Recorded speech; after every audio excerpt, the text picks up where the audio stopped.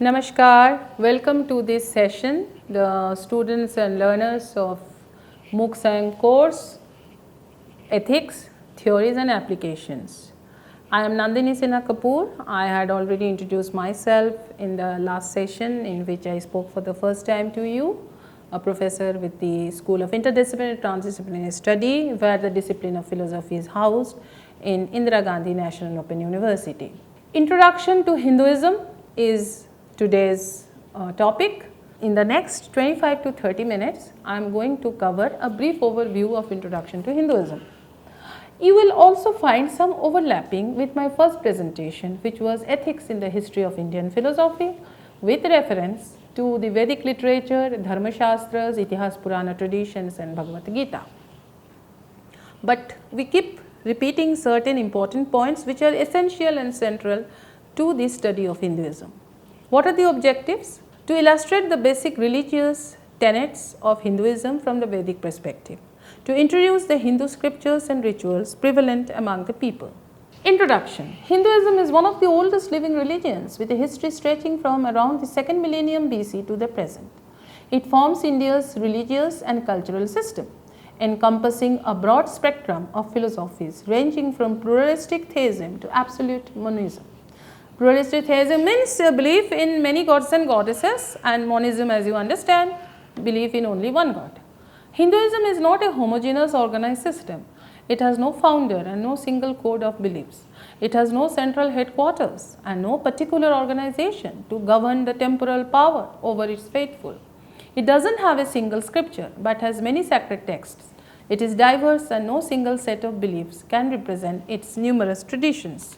In fact, the name Hinduism itself was first given by the Persians, who called the people and the land beyond the river Sindhu as Hindu. Later, the Mughals and the British endorsed its name. There is no direct reference from the ancient texts or any religious or political leaders calling themselves as Hindus or their religion as Hindu. There were Vedic, rather there were different, we called ourselves or our religious traditions by different names such as Vedic, Shaiva, Vaishnava, Shakta and many other religious traditions, but not one single religion called Hinduism in ancient or classical period. Great leaders like Adi Shankaracharya himself identified 6 religious traditions in his time as Shanamata. Even today, although Vedic tradition is projected to be Hinduism, it would be scholarly to call Hinduism as plural religions of various traditions and definitely a religion of religions.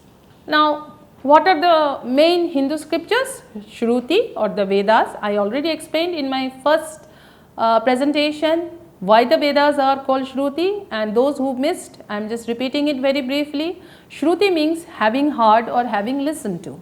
Vedas initially to begin with were oral traditions, so the disciples or people used to sit close to the gurus and used to listen to the Vedic shlokas or hymns. The Vedas and Upanishads, according to Hindus, constitute the fountainhead of Indian philosophy, especially the Astika traditions, culture and religion. They are taken as a result of divine inspiration and hence considered as primary revelation. The word Veda means knowledge. It is derived from the root Ved, to know. Mimamsa Darshan believes that the Vedas is auparasya. That is, it doesn't owe its origin to any human or divine agency. The Vedic truth is a non-personal truth. They are compiled by Vyasa. We have 4 Vedas or Chaturvedas: Rig Veda, Yajur Veda, Sama Veda, Atharva Veda. The Vedas are further divided into 4 literary traditions, namely Samhitas, Brahmanas, Aranyakas and Upanishads. Samhitas, they are mantra or hymns with rhythmical tones. The Samhitas are a collection of sacred devotional mantras mostly addressed to nature gods and goddesses. They form the basis for the Brahmanas, Aranyakas and Upanishads. These incantations, praising the Supreme and personifying the gods, are sung to propitiate the gods during the yagnas, to protect oneself from evil forces and for seeking assistance in performing one's duties. What is the literature called the Brahmanas? They date back to 900 to 500 BCE before Christ, and they are the theological treatises that got developed after the Samhitas. They are written in prose and explain the sacred significance of the different rituals mentioned in some Samhitas. to those who were not familiar with them. They explain the hymns and the way the sacrifices are to be performed. They deal with karma and rituals and are guides for proper performance of the latter. They discuss the rituals performed for specific purposes with the objective of getting a specific effect, the minute details of objects of sacrifices and duties of priests and others. Aranyakas. What does Aranya mean? Aranya means forest. So, they are forest treatises dealing with the meditation or upasana. In fact, Aranyakas were the beginnings of the Upanishadic thoughts, were kind of antecedents or source going towards the Upanishadic thoughts or Upanishadic thinking and practices, because in the forest you never got the havanas and the yagnas and the material associated with those. So, they are forest treatises dealing with meditation or upasana and were composed around 700 BC. Out of 1180 Aranyakas, only 6 are available now.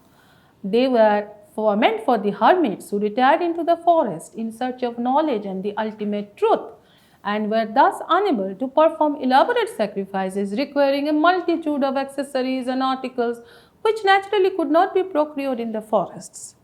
They give mystical, symbolic and philosophical interpretations in metaphysical and cosmic terms and the inner meanings of mantras. Samhitas, the rituals and the sacrifice explained in the Brahmanas, give the logical reason for following them, how to sit for prayer, which side to face, during what part of the day to offer the prayer, what mantra to be chanted, which ritual to be performed before and after prayer, and so on, and are clearly explained here.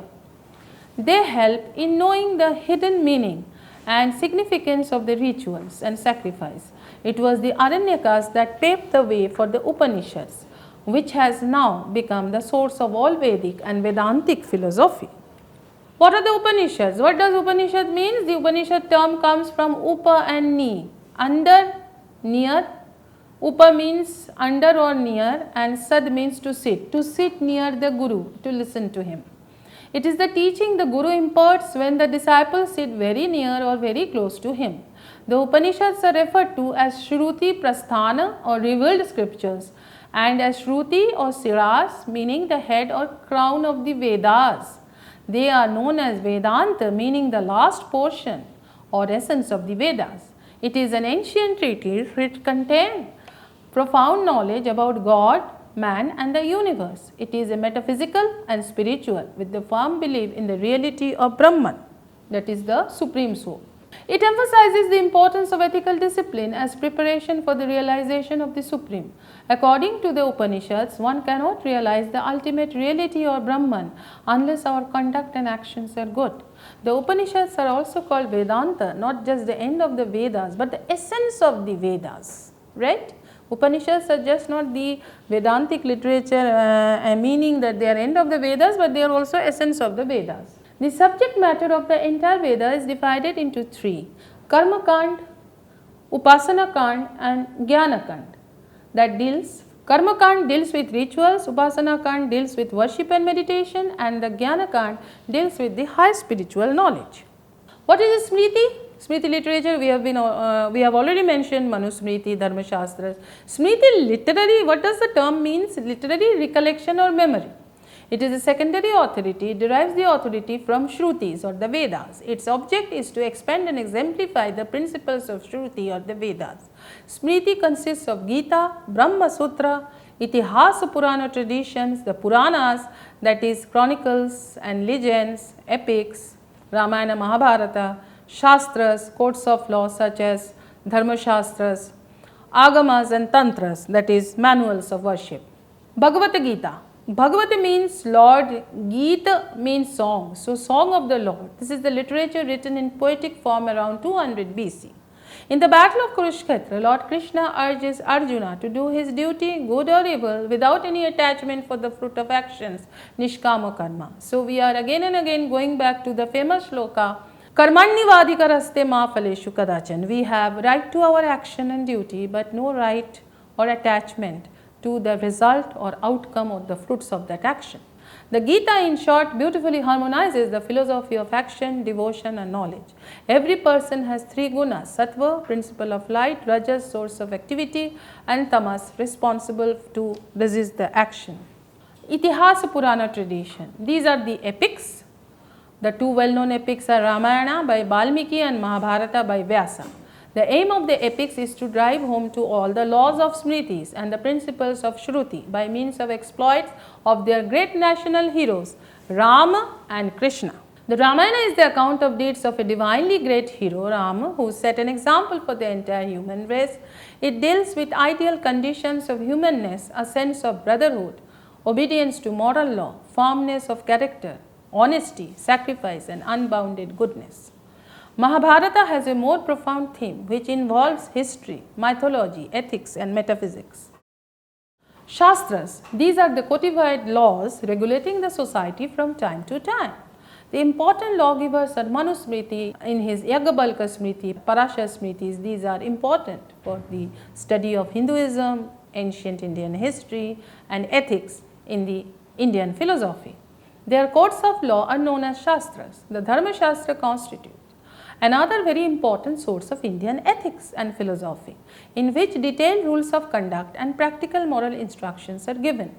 Manusmriti. According to Manu, by following dharma one attains perfection.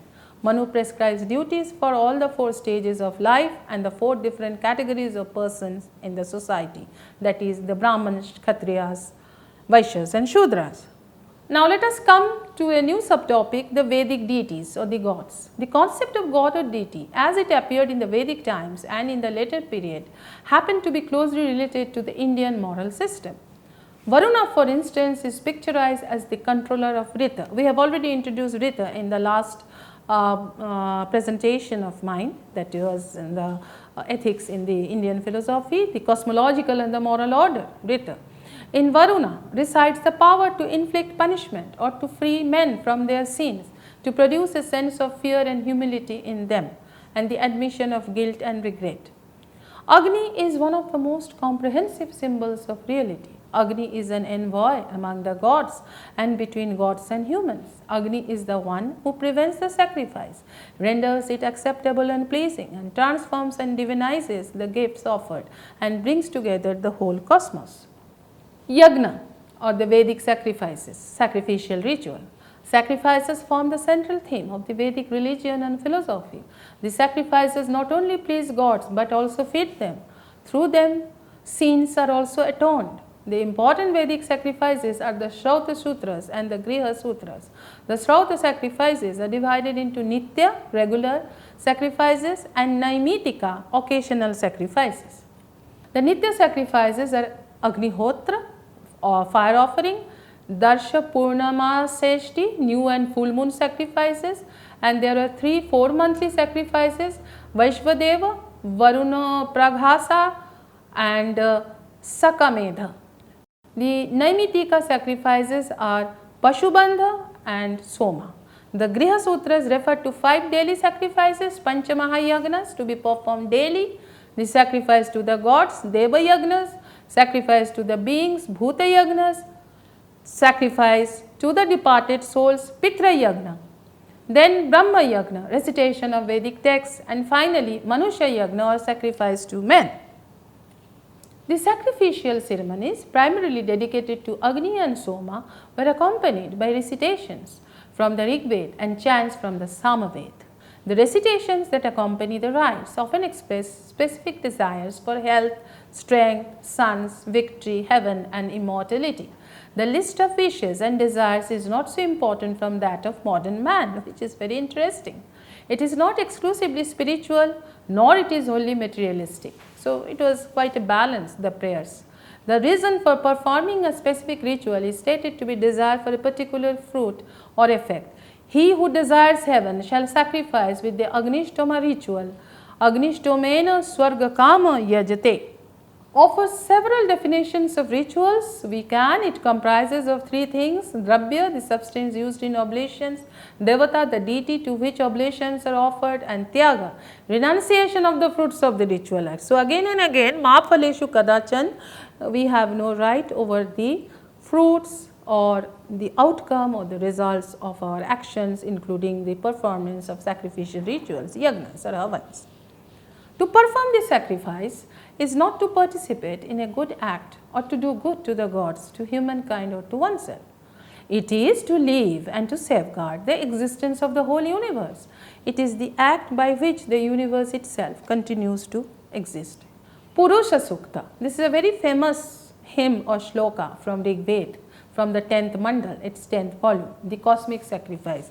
It is believed that all the four main varnas, Brahmanas, Kshatriya, Vaishya and Shudras, came out of this primeval man. The idea of a cosmic sacrifice in which the primeval man creates the world through his own sacrifice and dismemberment is the basic theory of rituals adopted in the Brahmanas. Here, Prajapati takes the place of Purusha. Purusha Sukta from Rig Veda 10th mandal refers to a primordial world creating yagna. All of existence comes into being through this power. It affirms the underlying unity of human, cosmic and divine realities.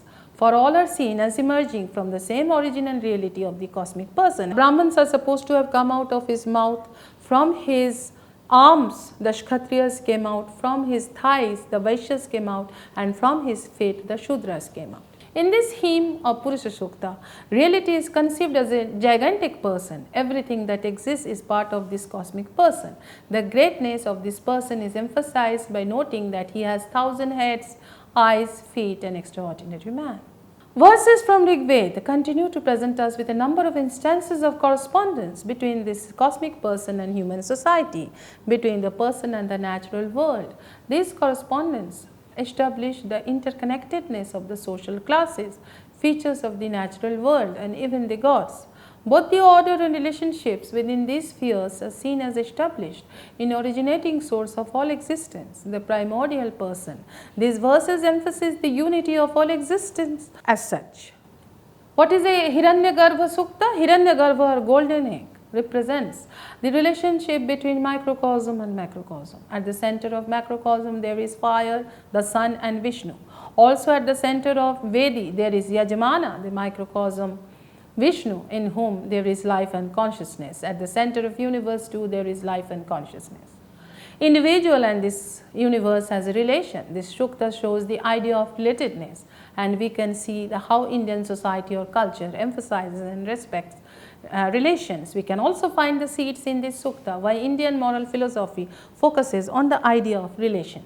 Now let us look at some of the sanskaras once again. Rites pertaining to the stages of life are known as samskaras.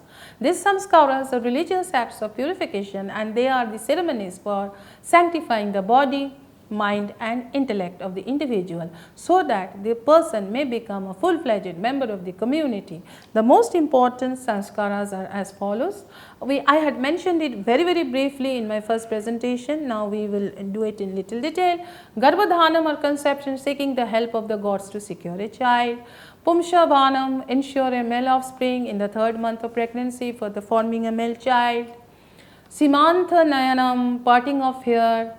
The husband parts the hair of the wife from the front backward. This is intended to ensure fertility for the wife and exuberance and heroism for the child. Birth ceremony. This is performed immediately after birth. The father breathes 3 times on the child and then draws in his breath.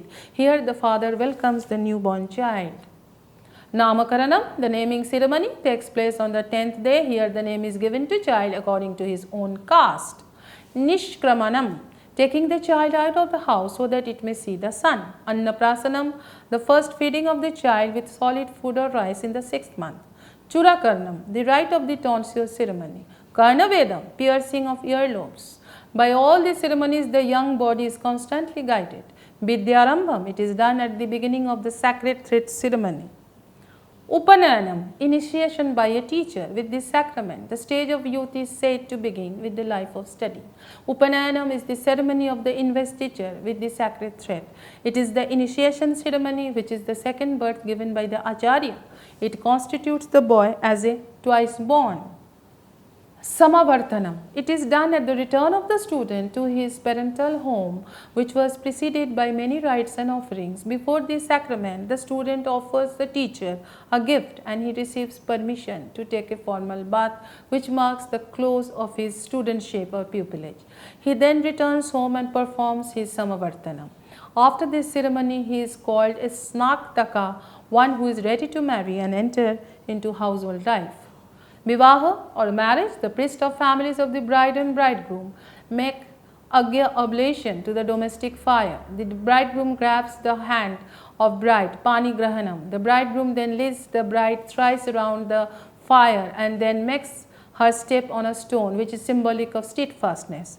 Then many offerings to the fire are made. The most vital ceremony is the Saptapadi or 7 steps, which the couple take together in the northern direction.